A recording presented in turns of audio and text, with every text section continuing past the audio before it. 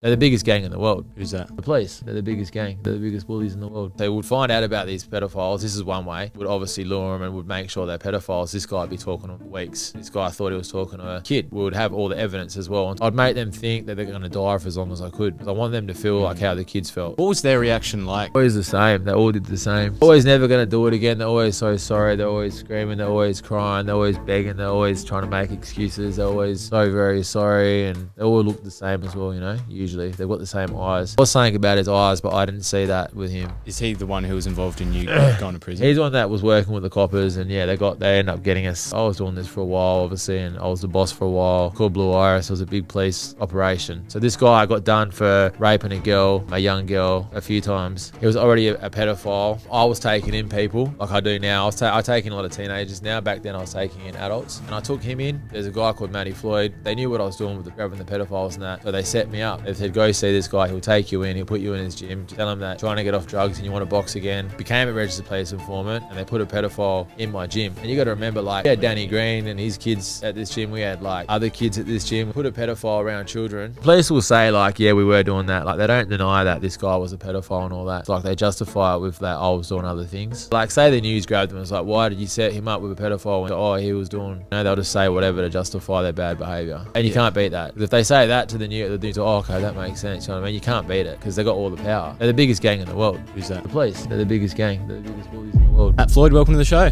Thanks for having me, brother. So, obviously, your story is all about your upbringing, how you transformed that into what you do now, and the messaging behind your boxing and what you're trying to create in this world.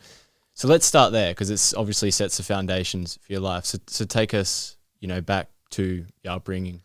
Upbringing was like, it was different to any others. Everyone's got different upbringings. Mine was like, I lived in a few different homes. I guess that's how you can start it. I lived in different homes, and I lived in some good homes and some bad ones.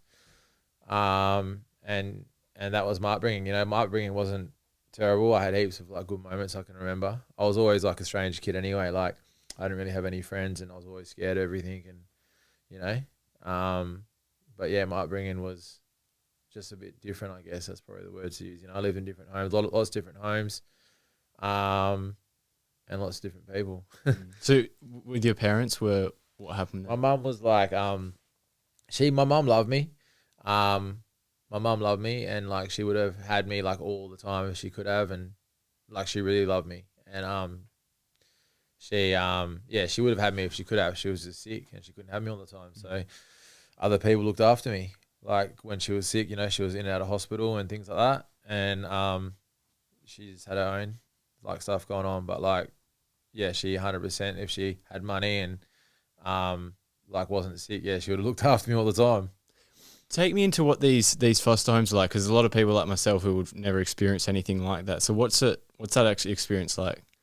Well, the foster home I was in was a bad one, so it's a bad experience. I lived with other homes where it was like friends of the family and things like that, but the foster home that I ended up was a bad one. So like, they were, I call them the pedophile family. They weren't like I actually learned a lot about myself during podcasts, and one time someone was like, when you were saying pedophile family, they're like, we thought like, like a pedophile ring, like, the uncles, the cousins, there's like 10 of them. And I always referred to them as a pedophile family, but it was really just the dad and the mum. The guy was like, he was like in his 50s. And the woman was 21. They had a biological daughter, then they had foster children. Their daughter was only 2 years old.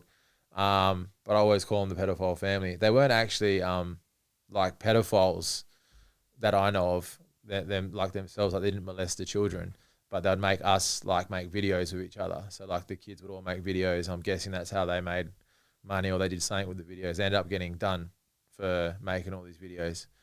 They got done probably a year and a half after I was staying there. So yeah, but I call them the pedophile family. There was some weird stuff, like, I'd sleep in the bed with them and stuff, but they never actually molested me themselves.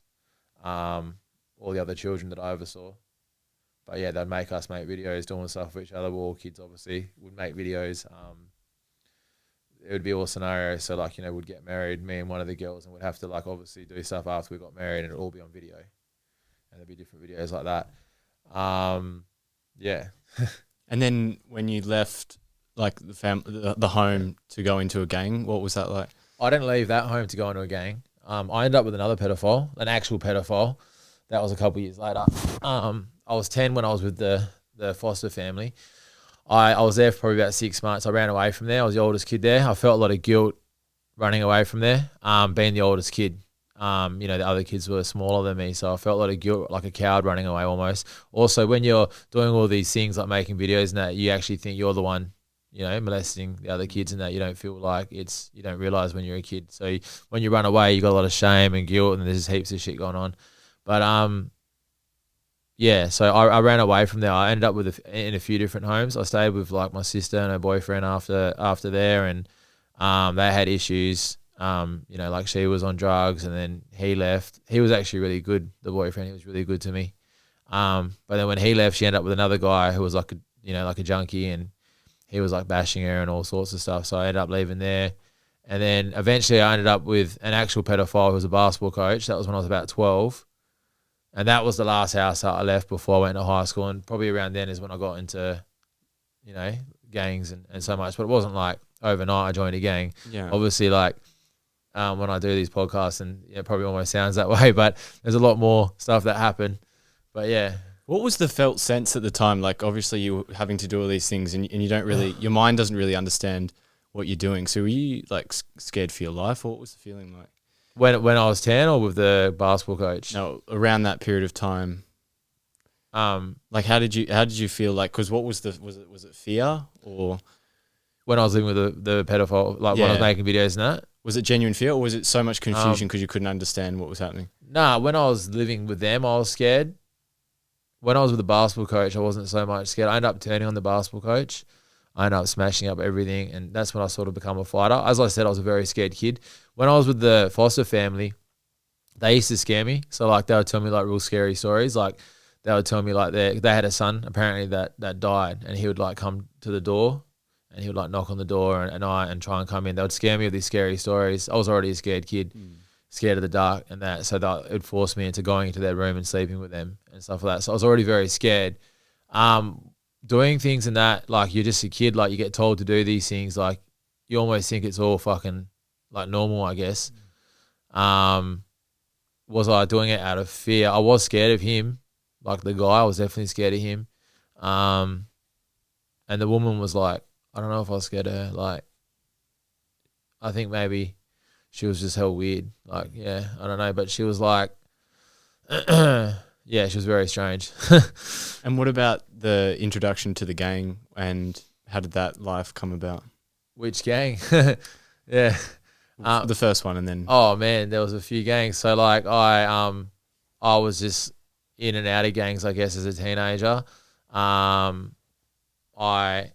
was always ended up leading, like, these gangs, and things like that. I was a natural leader.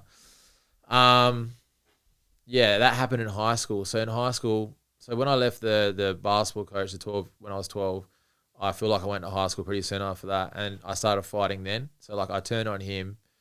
Around the same time, I also found out about the pedophile family getting done. It was all over the news. So they got done for all that stuff. And that happened around the same time. I heard about that, and then obviously that caused anger for me and that. And then the basketball coach was a pedophile, so I ended up turning on him one of the nights and ran away from there. And then I feel like I went to high school pretty soon after that, and I was always fighting in high school, and I'd always end up, in and out of trouble in gangs and things like that. I can't remember like the first or second or third gang. I remember obviously the main gang as an adult, like I was the leader of that, and we're kidnapping pedophiles, and obviously I remember that quite well. That was when did that happen? When was like the moment in time where you're like, we want to seek vengeance for what's happened? I remember a couple times, like in high school, like if I heard stories about, even the teenage kids like raping girls. I remember there was this one kid that raped a girl, and I ended up bashing him. I set him up and bashed him, and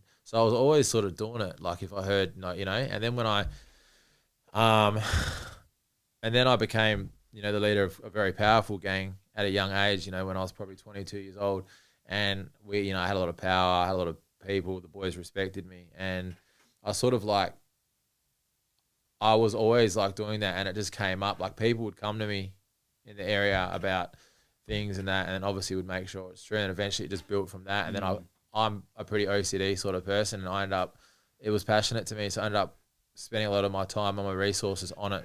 So like, I'm not saying we're all saints. Like, I don't ever come on these podcasts and claim I was a saint. Like, we were doing bad things too, but I know that I put a lot of my time, you know, being the leader as well. We put a lot of the time, and the boys did as well, because, you know, like, I was telling the boys, you know, like, to do it, you know. And we had one boy, Simo. He just passed away a few months ago. He was older than me. He lived in homes, and he got like molested as a kid, and probably, you know, his story sounded a lot worse than mine. But he was like very passionate about it, and he was like, you know, the best at getting him. Like, he was the best. Like, every good pedophile catching story I've got is, you know, he was either organised or he was one that got him. You know. So how did that come about? Like, how did you actually go about capturing these people? So, there's a lot of stories. Obviously, I've got to be careful. I can only talk about, you know, like, what I got done for. And like, Simo's passed away now, so he'd be more than happy, I'm sure, for me to share his stories, and I can talk about things like that now. But, you know, people would come to us about stuff and would find out, but would make sure. So this is like a few years ago, like, before everyone's doing it now. Like, they will like catch these, they'll pretend to be a kid and they'll catch these pedophiles and they get it on video and all that. Like, everyone's doing that online. So before that, we had a guy that was real smart, and he pretended to be a kid. He was younger. He was like 18 or 19. So he pretended to be a kid, and that's, you know, so we'd find out about these pedophiles. This is one way, and would obviously lure them and would make sure they're pedophiles. This guy would be talking to them for weeks, and this guy thought he was talking to a kid. So we would have all the evidence as well on top of everything else. So, and then that's how we'd get him. You know, that was the best way. But you got to remember, like, me telling that story now, it's like, oh yeah, that's just normal. But back then, that was unheard of. No one was doing that, and we weren't doing it for clicks or, you know, for Instagram views or anything. Like, we just wanted to get pedophiles. Like, we don't have videos of it. We just got pedophiles. So this kid did that, you know, and that's one way. And then there's other ways as well. Like, there's heaps of stories, I guess, you know. Yeah. It's super interesting because from the outside, right, like, it's sort of, when you hear about what you're doing, everyone sort of, because I told a few people who I was talking to, everyone sort of said, like, I want to shake this bloke's hand. He's doing good for society, right? Like, the people who are doing these things deserve the punishment. Most people will say that, but there's a lot of people that don't like it, that won't say it. You know, people don't like vigilantes. People don't like people trying to take the law. You know, a lot of people won't, like, you know. I've always said, like, if I ever come across anyone that doesn't agree with what I did or wouldn't get a pet, you know, like, I probably wouldn't shake their hand or talk to them. But in saying that, like, I don't agree with the way I did it either. Like, I don't want anyone to follow me. I don't want anyone to do what I did. I don't want anyone to go to prison. I'm trying to show everyone a different path now. Like, I'm trying to, you know, reach a platform. I'm fighting, you know, against the best fighters in the world on the biggest platforms in front of the most famous people in the world now. I'm trying to reach platforms and tell my story and raise awareness and beat the bad guys that way. I get plenty of teenagers message me and be like, oh man, I just catch the, you know, or whatever. And I obviously laugh for a second, and, you know, I'm a tiny bit proud, but I don't want them doing that. I tell them this isn't the way. You know, it upsets me if I ever hear anyone, you know, there was a big story where a bunch of boys went to prison. Very, like, soon after I went to prison, they were catching pedophiles, and they're the ones that got done at Cardinia Park. They were doing it because they heard about me, obviously, and they started, you know, following and catching, and they ended up getting set up by the police. So the police pretended to be a pedophile, met him at Cardinia Park, and these boys were ready there with, you know, cable ties and ready to get this guy. And then the coppers were there, like, they would have spent fucking probably millions on this operation. That's how much, you know, that's where our money's gone. And so the coppers were pretending to be a pedophile anyway. And they got the boys like that, and the boys went to prison. And, you know, I seen the main guy in prison, and he was real happy. And I was like, man, you're doing 8 years, you know, like, it's not good. It's a hard one, you know, like you just said, you know, most men would shake your hand, but, you know, I've done the prison. I did the time for it, and, you know, you're not sure sometimes whether it was worth it or not. Obviously, like, you know, like, if I could get a pedophile and I knew 100% I couldn't get done for it, you know, I most likely would. I just wouldn't tell anyone about it. But it's like, I'm not doing what I was doing before. Sure, I could go catch another 10 or 20 pedophiles and spend the rest of my life in prison, but it's not really going to change much. So now what I'm doing, I think, is better, and I think other people should follow what I'm doing now, not what I did, back then. So when you captured them, what was it? Just bashing them, or did you use the evidence and take them to the police? No. We wouldn't. We wouldn't go to the police. The very first time was very brutal. I'm just gonna, because Simo's passed away now, blame him for all this, so that way no one can get in trouble. But the very first time was very brutal, and it was like, really bad.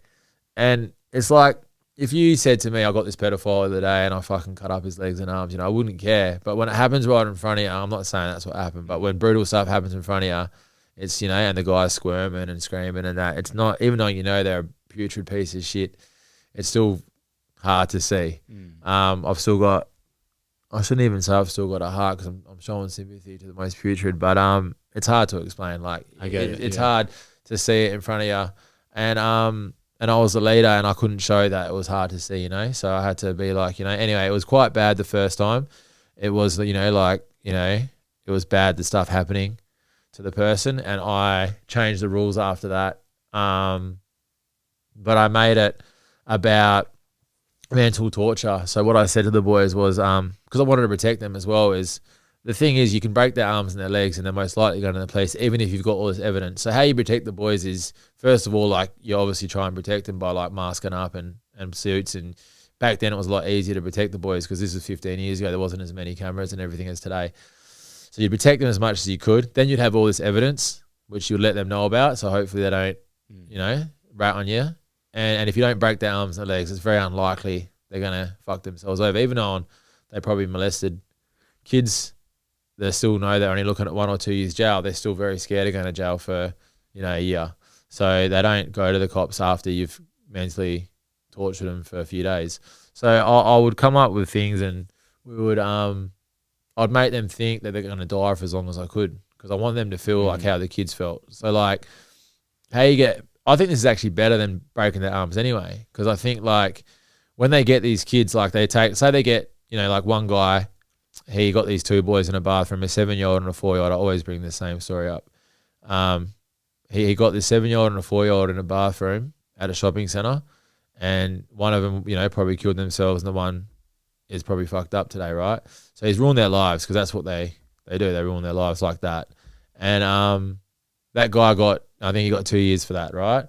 For ruining 2 boys' lives. And then, so what I think is, like, the only way you can get them back is by making them feel like they're going to die for as long as you can. And I feel like that's closer than, that's the closest you're going to get to what they do to the kids, Unless we had the power to, put them all on an island or kill them, that's pretty much the best you're going to get. So anyway, I'll come up with these things, these plans, and I'll just, make them think they're going to die for as long as possible. Yeah, the mental torture is underrated as well, the psychological. What was their reaction like? Always the same. They all did the same thing. They all did the same shit. They all said the same stuff. They all usually look the same, except for the pedophile that put us in prison. It's always the same sort of shit. They always say the same stuff, man. And yeah. Wait, in terms of what would they're always never going to do it again. They're always so sorry. They're always screaming. They're always crying. They're always begging. They're always trying to make excuses. They're always so very sorry, and they all look the same as well, usually. They've got the same eyes. It's funny because the pedophile that put us in prison had the same eyes, but I didn't see it. Usually I can see it. I can't explain it. You can see in their eyes if there's something wrong with them. Like, it's interesting that you can pick up that pattern. I've got I wasn't as good as Simo. Simo was the best. Like, Simo knew that this guy something was off. The guy that put us in prison, I took him in. He had tattoos over his face. He was covered in tattoos, and he had Stay True tattooed to his face. And I took him in, and Simo was like, bro, he knew there was something off with him, but we didn't think it was pedophilia. We just thought the cunt might have been a rat or something, and which he was. And but he was a pedophile, and Simo knew it. Simo was like, I remember when we found out, he was so happy because he's like, I fucking knew that whole time, I took him in. He was funny. He didn't look the same as the others. There was something about his eyes, but I didn't see that with him. But yeah, anyway. And so how did that? Is he the one who was involved in you going to prison? He's the one that was working with the coppers, and yeah, they ended up getting us. So like, I was doing this for a while, obviously, and I was the boss for a while, and yeah, there was it was called Blue Iris. It was a big police operation. So this guy got done for raping a girl, a young girl, a few times. He was already a pedophile. I was taking in people like I do now. I take in a lot of teenagers now. Back then, I was taking in adults. It's where I met Stevie, probably however many years ago now. And there was a guy called Peter Cronje. He was a boxer, and there was a few boxers I took in, and they're all living there. And I was taking people in, and I took him in. What happened was he got done for he was already a registered pedophile. He got done raping a girl now, and the police have given him bail because he looked the part because he was hanging around other club members, other gangs, whatever, and he was in the right. You know, obviously none of them knew he was a pedophile, so they were like, "There's a guy called Matt The Floyd." They knew what I was doing with grabbing the pedophiles and that, and so they set me up. So they fucking put him in.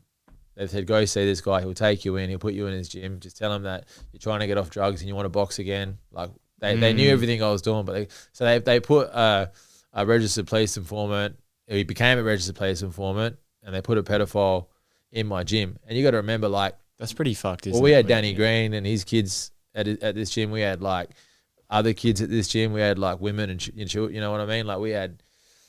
So yeah, they put a pedophile around children. It's pretty unethical, isn't it? Yeah, people don't even like believe it until I tell them. But literally, it's called Blue Iris. Like I've got all the paperwork. Like it happened. You know what I mean? It doesn't really make much sense when you're trying to restore justice and bring these bad people in, and they're literally putting a bad person in the presence of someone trying to help. Well, the police will say like, yeah, we were doing that. Like they don't deny that this guy was a pedophile and all that, but they say that they're righteous, like they justify it with that I was doing other things. You know, where my lawyer turned around and was like, well, where's the evidence? Like, have you charged them with these other things? That's what they're going to say. So, like, say the news grabbed them and was like, why did you set him up with a pedophile when he's fucking grabbing other, and they'll just go, oh, he was doing this or he was fucking whatever, you know, they'll just say whatever to justify their bad behaviour. You can't beat that. Because if they say that to the news, oh, okay, that makes sense. You know what I mean? You can't beat it because they got all the power. They're the biggest gang in the world. Who's that? The police. They're the biggest gang. How can, you know, they're the biggest gang. They're the biggest bullies in the world. So what, did you feel like you have a negative perception on the police after that experience? Oh, man, of course I do. Yeah, of course I do. But, like, not all of them, man. There's probably some that are good. I mean, I've met people who have joined the police force for the right reasons and they've said, you know, they couldn't be part of the pyramid scheme, so they've left and they work it out pretty quick. And obviously, like, what I'm talking about now is that, like, there's different sections of the police, isn't there? Like, there's probably there is a bunch of police who just grab pedophiles, you know, and I'd have a beer with them and talk with them and I like what they do. And they probably hate all the other police. There's plenty of police that don't like the police. So, like, this is just the groups of police I dealt with. This is, you know, gang crime and this is organised crime and, you know, it was their departments, you know. I don't really know. This is like one of them conversations where you go all the way to the top, right?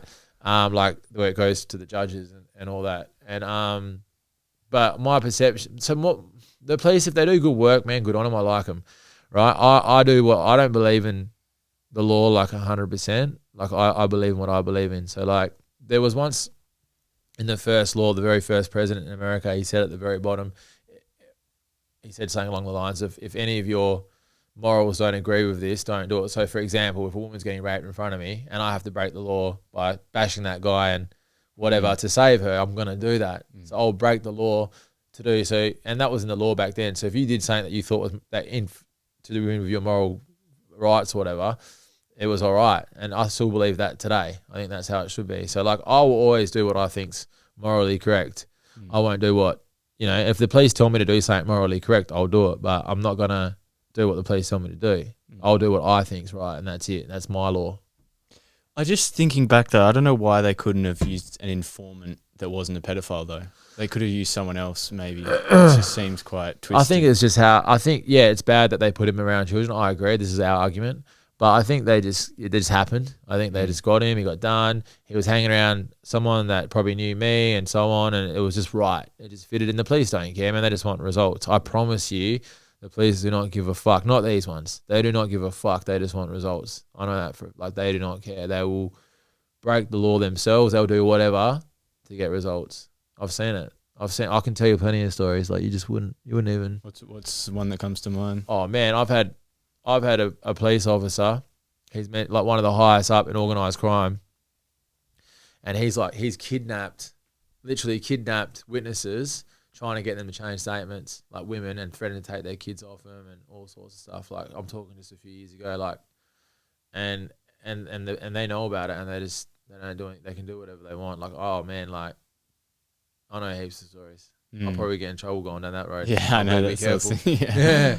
But it is. I think there's this illusion that just because they might have this power through their job that they're sort of always in the right. It's like this obsession with anyone who's institution, like the government, right? Like people, that could go down a rabbit hole. But people believe that just because someone has a badge or a title or a label that's in government or in that they're morally right or they're good people. Yeah, there's a lot of corrupt people. There is, man, and there probably are. I mean, I met this FBI dude when I was at Connor's pub in 4 weeks ago, and he was cool as, man. And I was talking about all this, and he's like, he hates all that. He's in the FBI, man. He gave me like an FBI badge. Like, you have to be in the FBI to get this. Like, I put it on my Instagram, and he was cool as, you know what I mean? Like, I was talking to him for ages about this, and he was cool. But there's probably there's plenty of like ones that probably like disagree with all that, and then there are the ones that are like you said, it's just life, isn't it? Take me to prison and how that experience turned into your boxing. Prison was all right. Prison was fine. Like, I run the gym when I get there. I don't smoke. I don't use drugs. That's like usually 90%, of the stuff. I take a lot of the boys in prison. I mean, most of their sons or nephews and that I take in off the street. I've grown up with, boys, sons from prison and things like that. So, I've got a lot of respect in there. I was probably I think I'm the first like white person that was a captain of a footy team in there. I was captain for like 3 years or something. Prison's all right, man. I play footy in there. I play basketball. I run the gym. I train every day. I got an Xbox. So it's not bad. It's just being away from your loved ones, and it hurts like when you know what you're in prison for like that time, and after about a year or something, you're like, all right, I've done enough time now. And then you stay there for another, few more years. But all I did was train, man. I trained myself every day in front of a mirror. I had trainers come in and I'd pick their brain. I'd ring Angelo Hyder from the prison phone and ask him questions all the time, this and that. And I mainly trained myself in front of a mirror. I got boxing I just hassled the superintendent, hassled him, and he was cool. He was from England and he loved sport and that, and he liked what I was doing. And I ended up getting I was doing like boxing circuits in each unit, and I was going out there and had it at the gym and got gloves, and I really built, I even had like a boxing thing going on in there, and I would you're obviously not allowed to spar, but we would spar. We just do it on the sly, and I would spar like 3 or 4 boys at a time, and I just built up, my strength and everything in there, literally training myself, picking brains and just repeating and sparring. I'll do 50 rounds a day, and I was just non-stop training in there. It's probably one of the only real benefits, I guess. You got the routine, and it's not like you're going to work a 9-to-5 job. It's training the whole day. Is that what it was like? I was working, I was running classes all day, every day too. So, and then pretty much. You do work in there. So everyone works, everyone gets jobs. You just don't, you get paid, you might get, I think you get like $1 an hour or something. but you do work, you have to work in there. Routine is good. So you do work. You do work like 9 or 5 or 9 till 4, I think it is. And I work in the gym. So I run the gym. So I'll wash all the stuff. I'll clean everything. But I think I would have maybe an hour or 2 to train in the gym a day. And then I'd have my cell. I'd train there at night. And then, I'd spar every afternoon, like when I got back from the gym, and, things like that. I worked around it. But you do work in there and train. What's prison like for someone who doesn't have respect or power? I think it's all right, man. It's not bad. If you don't smoke or do drugs, man, you should be all right if you just keep to yourself. If you don't look like a pedophile.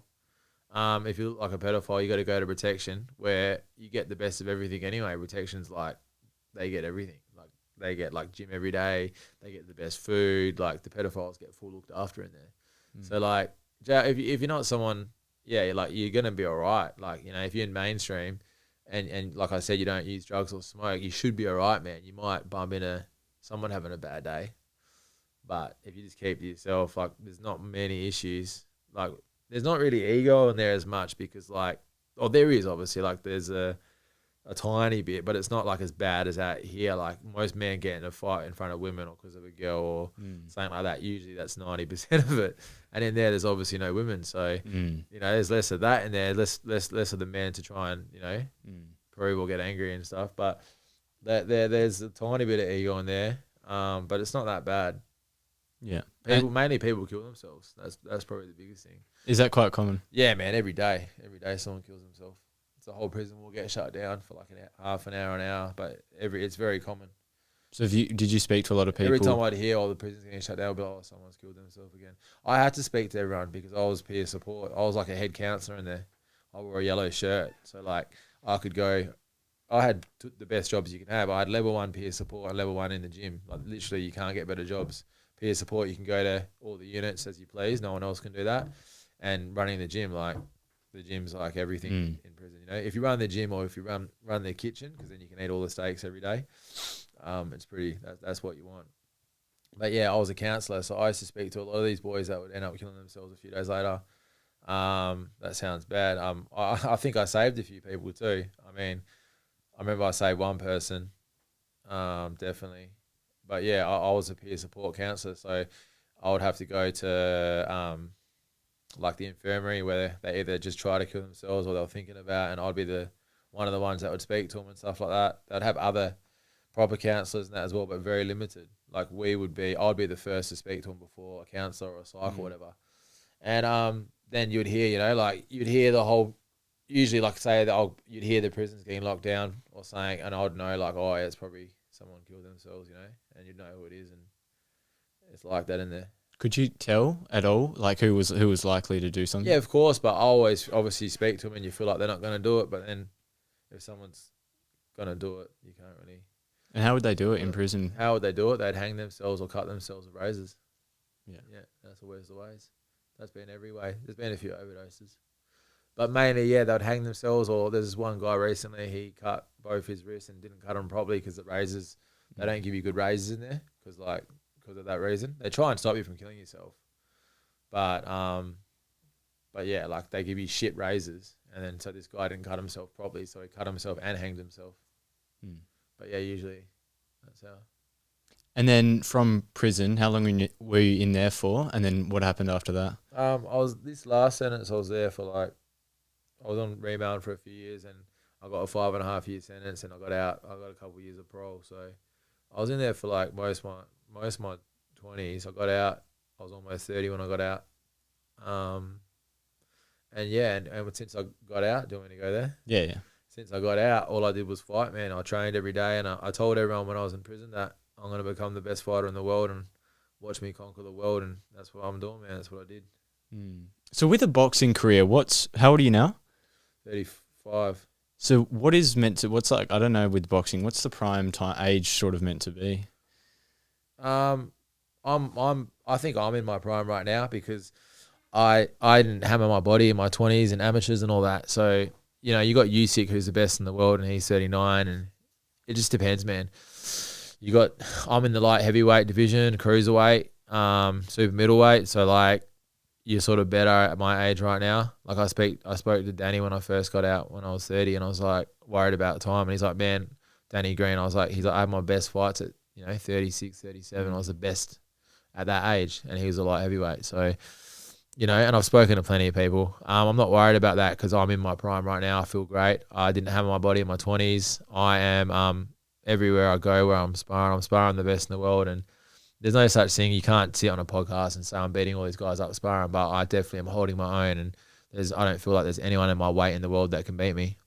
How much do you reckon mindset and I guess the pain from the past has become your superpower? Mindset's everything. Mindset's 110% of it. Self-belief, mindset, same. From my past, I obviously get asked this question a lot. I don't really know if it's because of my past, if it's because of a bit of both, if it's helped. I really don't know, man. I just can talk about it, I guess. I can just talk about it. I don't really know why I'm the way I am today. Yeah. But you just feel so inspired with what you're doing and the positive impact you're having now? 100%, man. I full believe in myself. I back myself. I prove. I don't just tell people, yeah, just say you're the best in the world and you will be. You got to back it. You got to do it every day. And I do. like before I went to England and Turkey and all these other countries, Asia and that, I always had self-belief and, let's say I believed in myself 95%, and then now that I've been to these places and fought and trained with the best in the world, now like I know. So I didn't need to spar and do what I've done to be 100% like this now. But I don't want to tell people, just say to yourself, but they all can become the best in the world. But obviously you've got to like back it as well, Yeah, of course. Like people are like, man, Matty's, he's hanging out with Connor and he's put himself in good positions. People don't realize like, I've got to go to these places and like turn up. Like I've got to put it on these people. I've got to like prove when I spar the best in the world, I have to be good. You know what I mean? When I fight the best in the world, I have to beat them. People are like, Matty's just putting himself. They don't realize I got to back it up too. So these people, when I tell them, you can be the best if you believe in yourself, they've also got to back it up. How come your career has elevated so quickly? What have you done to sort of make that happen? It hasn't, man. Like I've been doing this for 10 years. I got out in 2018, 8 years, and then the years in prison, and I was supposed to fight before I went to prison. I was getting ready. It's been, if you really want to go back, you can say it's been 15 years. But say it's been, since I got released 8 years ago. Like it's been a long journey, man. I was a 15-0 fighter. When I got out of prison, they wouldn't let me fight because I was kidnapping pedophiles. So it took me 3 years. It was a fight to fight to fight. I finally got my 4 fights in Perth, won them all. And then they stopped me from fighting again. Then I had to fight again. And then years later, I went to another state, and then I went to Asia and so on. Like it hasn't been, it's been a very long How come they wouldn't let you fight? I've just risen over the last year because I kidnapped pedophiles. Because it was a violent crime. So if you do a violent crime, they're not going to let you fight in Perth unless you like show them a bunch of stuff. And I was like friends with people on the commission, so I was sort of like, I'm not showing them shit they can get fucked. Like they know my story. Yeah. So I was sort of like, fuck them. And that was obviously wrong attitude. So yeah, I didn't get to fight for a while, and everything's been a fight, bro. Every single fight is a fight. I've never had a fight where it's just been like, all right, you're fighting this guy. There's always been issues, but that's definitely part of like my story, From watching your Instagram, right, I feel like openness and just putting your truth out there is a big part of what you're about. Take me into that and where this, like, I guess, radical sense of just honesty. You just speak your mind. Yeah, I just don't care. Like I don't give a fuck, and I've worked out that like it doesn't really matter, and like you can have everyone hate you or everyone love you. Like it doesn't make a difference. Like if the more people that hate you, the probably the better anyway. And it's like so I just don't really care, man. Interesting. So what is do you have like a number one arching goal in boxing now? Like do you want to, you talked about the Tommy Fury fight. So I'll fight Tommy Fury now, I'll beat him. I'll fight Jake Paul, I'll beat him.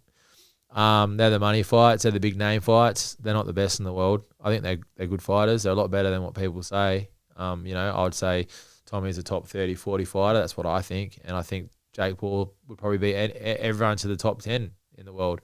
I think Jake Paul's great. He's got a great mindset. I think he's a great fighter. He's not the best in the world. I want to fight the best in the world, so I'll fight these guys, and they're my gateway to fighting the best in the world. So I'll fight them too, and then I'll probably fight. I was supposed to fight Billy Joe Saunders right now, who has beat everyone except for Canelo, who's probably one of the greatest of all time. And that's probably, I think after Jake Paul, I'll probably go back to Billy Joe or someone like that, and then I'll fight, I want to fight Canelo. So what's your boxing style like? Awkward, different to everyone else's. I train myself in a prison cell, but it helps me. So, like, I feel like I never knew who I really was as a fighter up until, like, this year, and now I'm very aware of it, and that helps. And, I feel like I'm very awkward and strong and relentless, and I'm always going to be fitter than the other man. I'm always going to want it more too, so that's important. Yeah, do you think that I've always thought about that with the skill sport like boxing, like what's the balance of like skill versus just like brute power? Like how would you, like someone like myself who doesn't truly understand the nuance of boxing, how would you explain like what it takes to win? How would I explain what it takes to win? I think heart, you can't teach heart. Heart's very important. Heart's probably better than heart, and fitness is probably more important than skills. And then obviously skills help. I haven't got like the best boxing skills as a boxer in the world, but I've got the best awkward skills in the world, and I've worked it out. And I and I'm not bothered. I'm not trying to become a traditional boxer. I'm just mastering what I do, and I think it will, like I've tested it against the best in the world, and I don't think anyone can beat it. To answer the question, sorry, I think heart and fitness is probably the most important things, and then skills probably come after that. Do you think because your style's awkward, it might make you more unpredictable as well? Yeah, I'm unpredictable. No one knows where the shots are going to come from. People don't know what to do with me. You can't train for me. Like I understand boxing enough to beat it. So, and that's what I'm doing. What else are you doing? You're obviously doing the boxing, but I know your involvement with Pinky's gym and stuff and all the other positive things. So take me into the other side of boxing as well, like not only your individual pursuit, but like the positive impact you're having as well. I've been doing that forever, man. I've always taken kids off the street, adults off the street.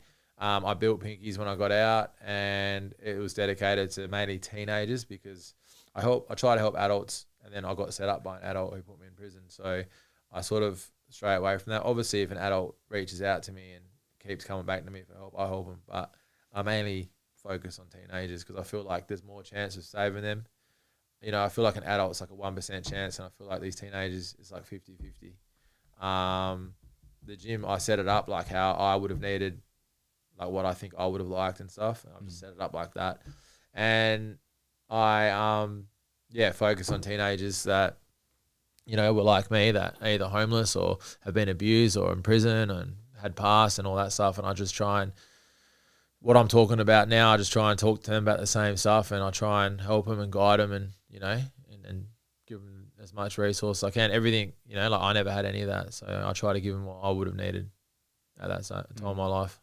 Was there not many resources for you, taking it right back? No, none. Yeah. None. I've never had anyone, like as a teenager or anything. I've never had I've got plenty of boys, like Joel Lewis.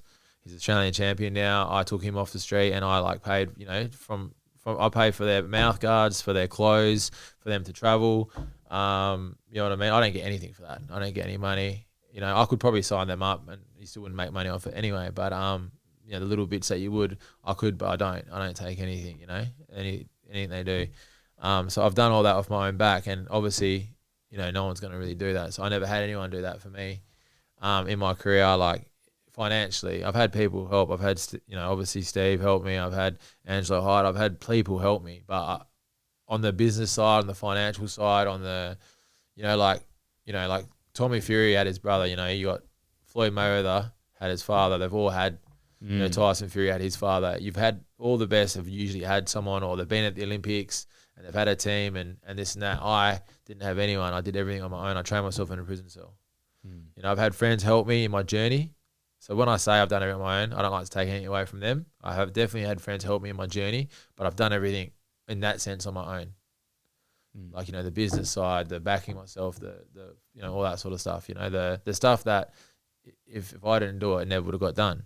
And I've tried to do that for, a lot of kids, a lot of teenagers. Like I said, I've done it for Joel and others, and I never had that. I didn't have anyone, come and give me that, or even let me train at a gym for free.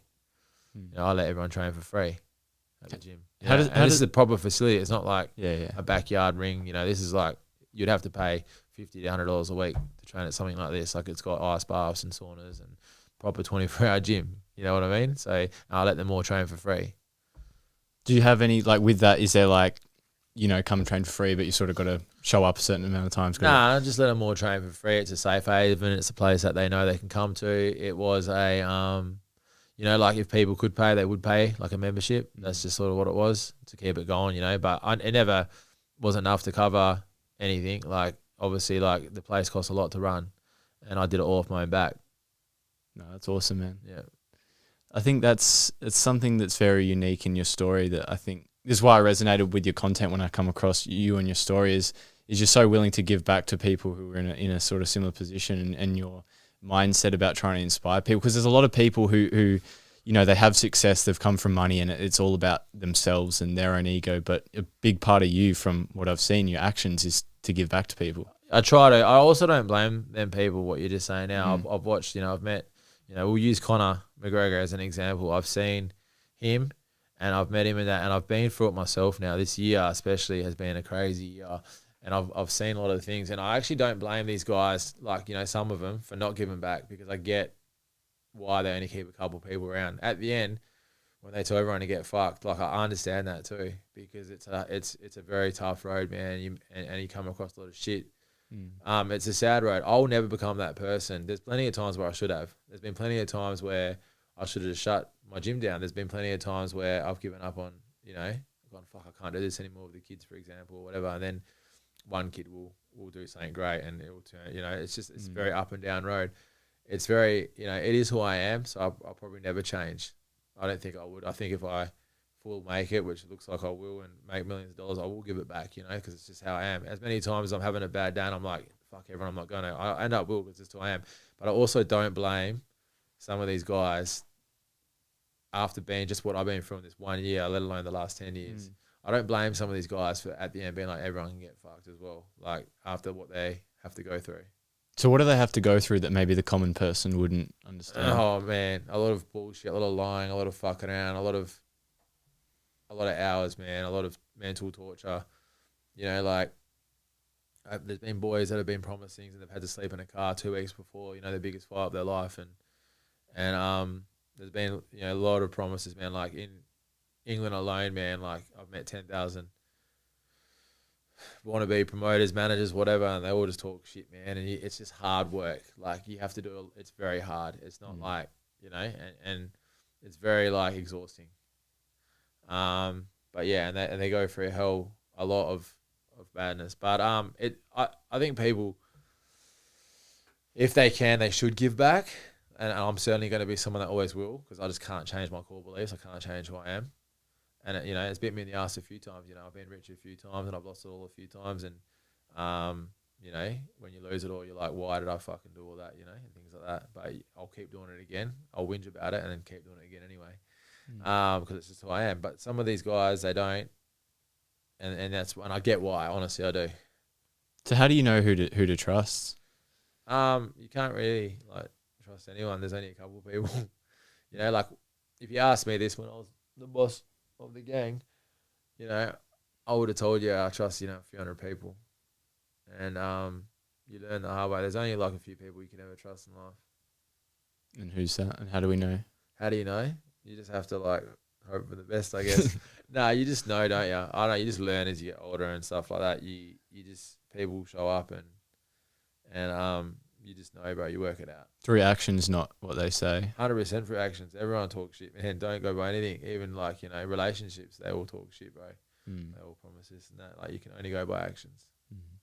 What do you think about what's happening in Australia at the moment? Like, you know, you're a big part of what you do is mindset, and a lot of talk about empowering men. Well, what do you think's, you know, there's a lot of chaos in Australia at the moment. Do you have any thoughts around what's happening?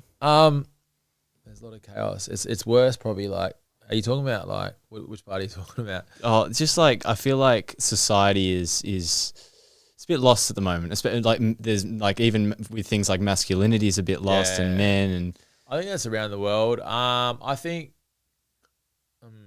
I don't worry about anything else going on outside of my circle. So like people will say, but this is the norm and that and this and that. And what I've always said is like, I just worry about what I'm doing, and I hopefully the people around me do the same. I try and teach all them, and hopefully they teach people. I can't even worry about like I'll give you an example, like the COVID thing. I got the COVID jab, not because I believed in it at all, but what happened was my kids had to get the COVID jab, and my thing was like, if there is some conspiracy where everyone's going to drop dead from this jab, my kids have to get it. They've already got it. I didn't have a choice in it because they got it and they already got it. So I'm like, I might as well fucking get it anyway, because if they all drop dead and my kids drop dead, I don't want to be left with fucking all these fucking hippies, you know what I mean? Like the last one standing. And I obviously the COVID was wrong and the jab was wrong and it was really bad, and I got the jab and it probably did bad things to me, because ever since I got the jab I've had fucking nothing but issues with my lungs. So I shouldn't have said it that way about the hippies, because they're probably right. I think they're probably 99.9% chance they were right about it all, and I knew that back then because I had, you know. But the whole point is, if my circle, like if they were gonna be, you know, like as long as my circle is all right. Like, I pay it forward. Like, I want to be as good as man as possible, and then hopefully everyone around me will be as good as possible. And you know, that's all that really matters. You can't worry about like what else is happening in the world and take everything on, because like if everyone's going to drop dead, they're all going to drop dead. Like if this is going to happen, that's going to happen. It's going to happen. You can only worry about like your circle. Yeah, I do think we do focus a lot too much on other people, right? Yeah, I don't. I only worry about what I'm doing, and I try and like I don't watch anything about other stuff unless it's like real big. Like obviously the other day with that was horrible. What happened? You know, like I saw that, but unless it's like that, and that was in Australia, and that, you know, or something gets sent to me or something, I really don't pay attention to anything or would have any idea what's going on. I only worry about what I'm doing and my circle. Because it is just energy going out, and you just lose it. Well, I try and just focus on like what I'm doing. I'm hoping everyone follows, you know, what I'm doing. I'm trying to. My main thing is I'm trying to show every man out there that well, every person. I shouldn't say man, every female too, but I always use the word man. But I'm trying to show everyone that anything is possible. Anything's humanly possible. Like what I've done, no one's ever done before. Like, no one's ever done it. I got out of prison at 30, trained myself, and I'm literally fighting the best fighters, beating the best fighters in the world.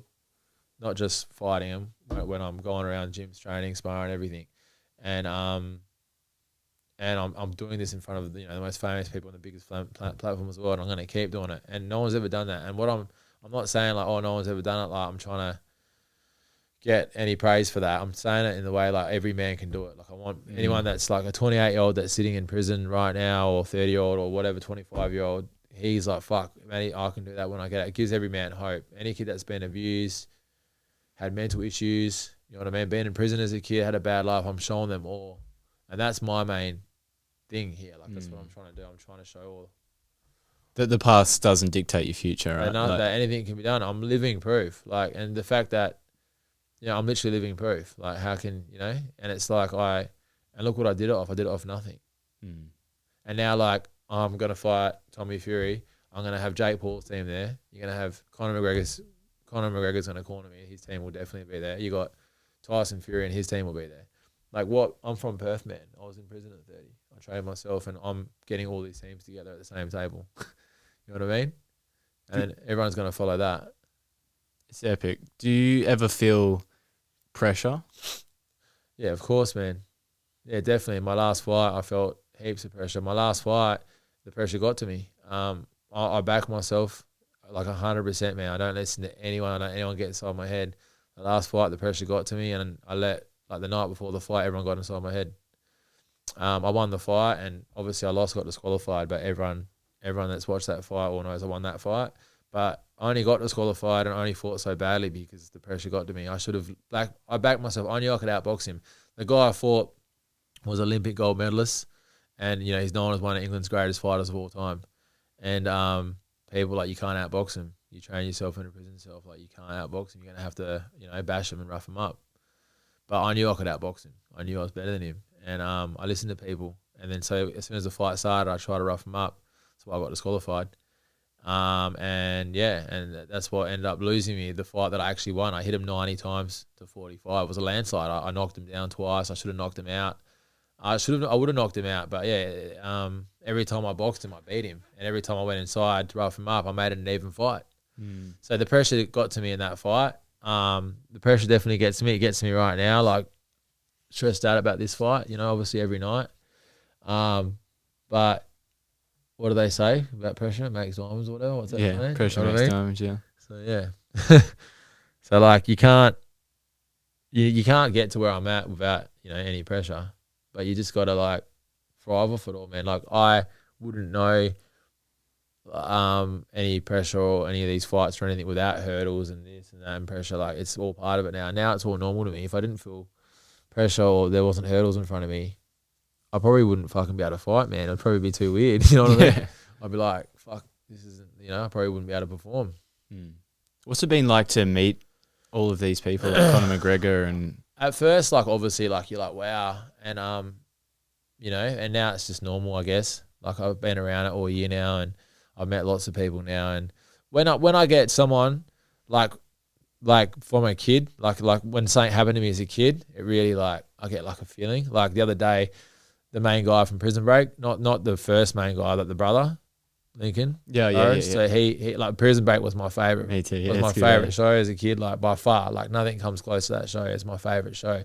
And he was the main character, and he followed me and commented me and messaged me, and like, so that was like a wow, because it was like a teenage feeling. When I fought Shane Mosley, I loved him as a kid, so obviously that was massive. That was huge. That was that emotional where I can't even remember the fight. So it gets to me when it's like anything. I think like, I met this. So I don't know if you know Black Box, but they did this song called Fantasy, and I used to talk about this song, and I played it a lot as a teenager and in prison. I used to train on it. Anyway, I met the guy when I was in England, like when I was with a bunch of people.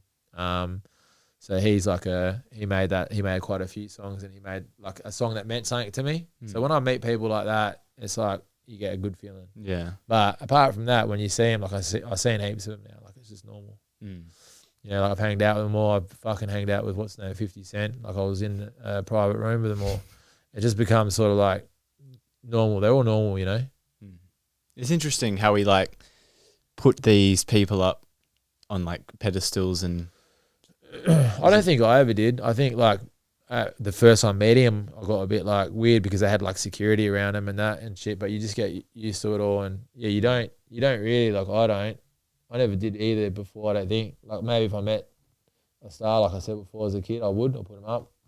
I remember when Antonio Tarver followed me, and you probably wouldn't even know who that is, but he was like a big boxer when I was a kid, and I was like real fucking wow, Antonio Tarver followed me, So it's like that, definitely. Anything as a kid, teenager, it gets emotional. But apart from that, as an adult, you don't really care. Like even Connor, like I love Connor, like as a person now, like he's my friend and he's helped me a lot. But I didn't really, when I first met him, like he wasn't a big deal to me because he became famous as I was an adult, and I wasn't like, I didn't really care too much about the UFC and things like that. What he's done is fucking amazing, man, and things like that. But it wasn't, I'm not a big fan of I don't really watch fighting so much. So I knew who he was obviously and things like that, but it wasn't like, when a star from when I was a kid, I bump into one of them. So what's on the horizon now? Take me into what the next couple of months are going to look like. I'm training already now. There's no breaks for me, like I'll keep training now. I'm hustling, I'm grinding for this fight right now. I'm not worried about, I'm worried about Christmas for other people, but for myself, I don't really care about everyone's partying at the moment, this and that. I'm not interested in any of that, man. I'm just grinding right now.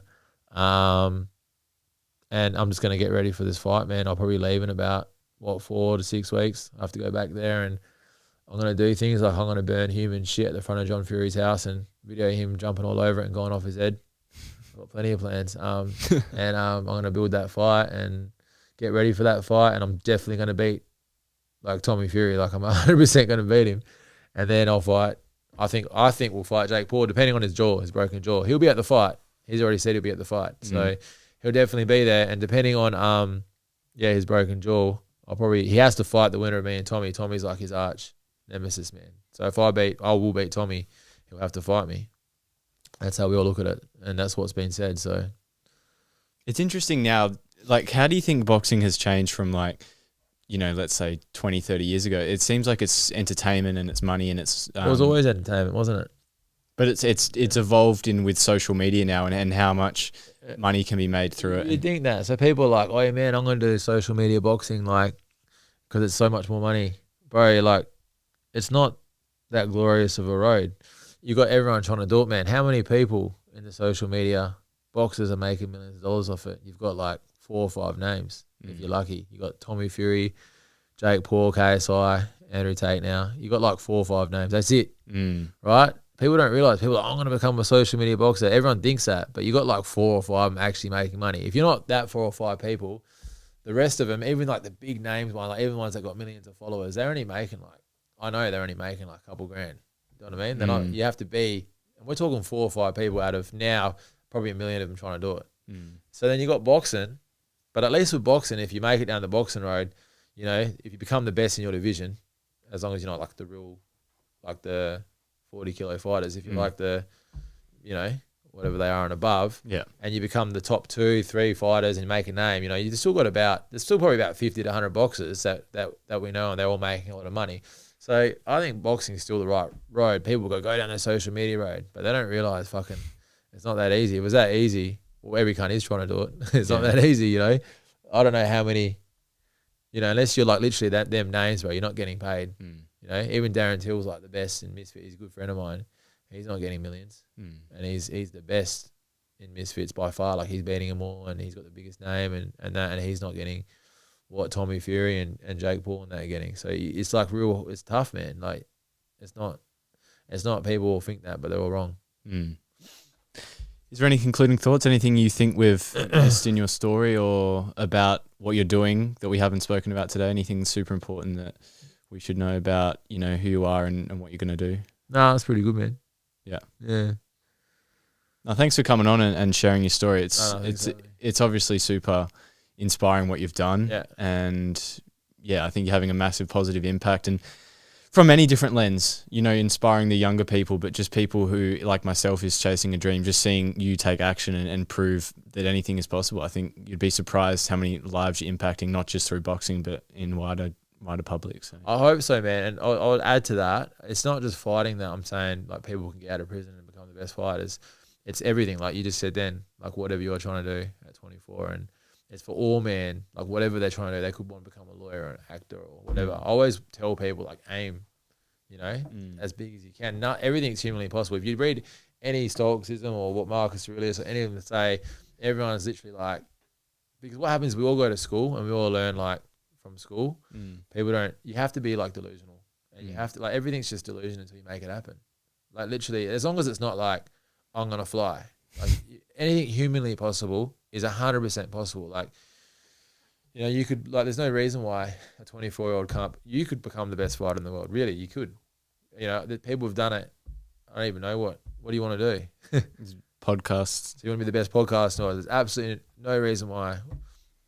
Well, you've just got me, so you already made it. Nah, there's no reason why, you know, and I say this because people talk a lot about Jake. For example, like, they're like, Jake's been boxing 7 years now, and he's got all the resources and all this money behind him, right? You got people that have become the greatest fighters of all time in less time than 7 years. Mike Tyson, I know it's hard to use him because he's a freak of nature, but he started boxing at 14 and he became the greatest ever at 20, you know, and you got plenty of other boxers like that, plenty of other stories. There's no reason why, with the right mindset, in 6 or 7 years, you can't become the greatest fighter in the world. You obviously have to have mindset, you have to have heart, you have to have, you know, a few things, you have to have a bit of natural ability.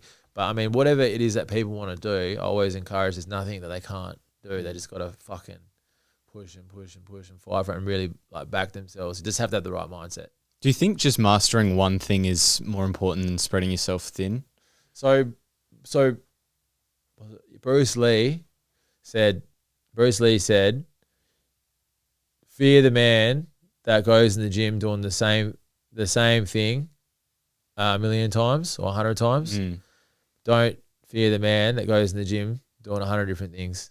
One time. Something like that. Yeah. You get the saying. Exactly. So he says, yeah. So like I think that, and another person actually said to me a few weeks ago, he gave me a few months ago now, he said to me something about potholes. And he's like, if you dig in all these different potholes, I don't know. He was just saying, like, it's no good. Same sort of thing. Like, it is. People have said, like, it's better to with the one thing, but you know what I mean. I don't know. Yeah, I think we're in a world now where it rewards mastering one thing rather than being a jack of all trades. Yeah, I think you should. Put everything into one, because that's sort of like self-belief, isn't it? Like, if you believe in 4 or 5 different things, it's sort of like not really belief anymore, is it? Well, then you're trying to outcompete the person who's putting all their resources into the one thing. I think if you really believed in yourself and believed in saying it would be one thing. Yeah, I think that's what belief is, isn't it? Yeah, it's true. Yeah. Matt, thanks for coming on the show. Really appreciate it. Yeah, thank you, man. May the force be with you. Yeah, with that nickname, I love that as well. Where did that? Did I? Before we wrap up, where'd that come from? Yeah, so my last name's Floyd. So like when we started, Floyd Mayweather obviously was, you know, he's the biggest boxing name in the world, and so we wanted to separate my name from that. Yeah. So let's just chuck a nickname in there. And that same day, I was on an ice bath, and I can do ice baths for like, I'll sit in there for like 20 minutes or whatever, and the boys always be like, how the fuck do you just sit in there, bro? And I always, like, it hurts me, like the first minute hurts me, but I don't let anyone see that, and I'll just be like, I'm just a fucking Jedi, like, You know, like Jedi, the mind. So Jedis are supposed to be real powerful minds. Mm. So it's just like, yeah, I'm just a fucking Jedi. And then one of the boys was like, the Jedi. And then, yeah, we just chucked the Jedi in there, Matty, the Jedi. And it's like, it's worked, man. Now I've got like all the Star Wars community behind me. That's it. And like they all walk me out and I love Star Wars, man. Like Yeah. I've got Star Wars tattooed to my back now. Like I actually like, Star Wars is one of my favorite, movies and shows. I'm a big fan of it anyway. I love the, a lot of the stories. So, yeah. Awesome. How good. Matt, thanks for coming on. Thank you.